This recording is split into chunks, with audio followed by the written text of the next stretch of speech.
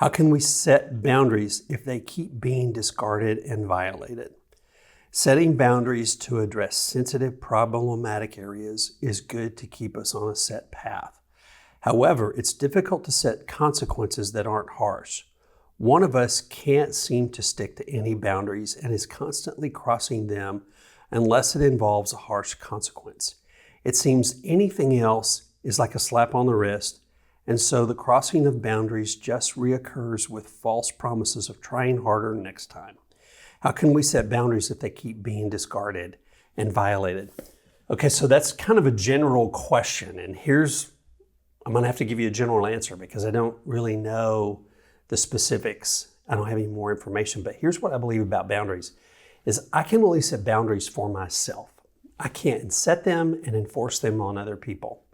It just never works that way.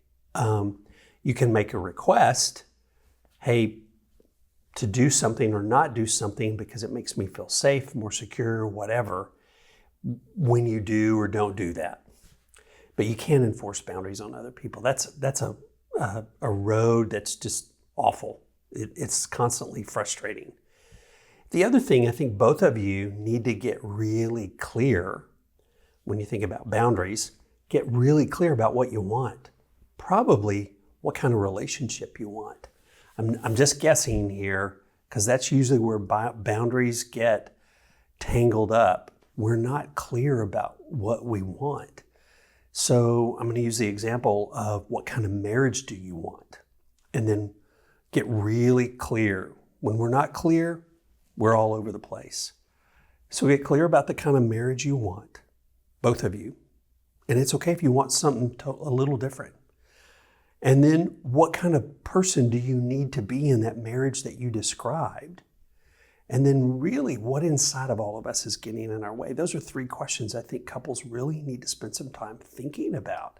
And then maybe boundaries are easier to achieve and hold each other and ourselves accountable.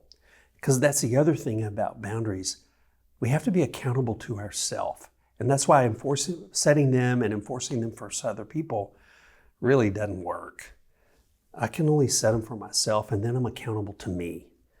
I can ask for people to support me and help me, but if I'm not accountable to me, then it's no good. So hopefully that gives you guys some things to talk about, and you can have a different conversation, and maybe then there will be some good boundaries in place, and they might just happen naturally once you do all that other work. And a lot of people need a couples therapist to work through some of that with them.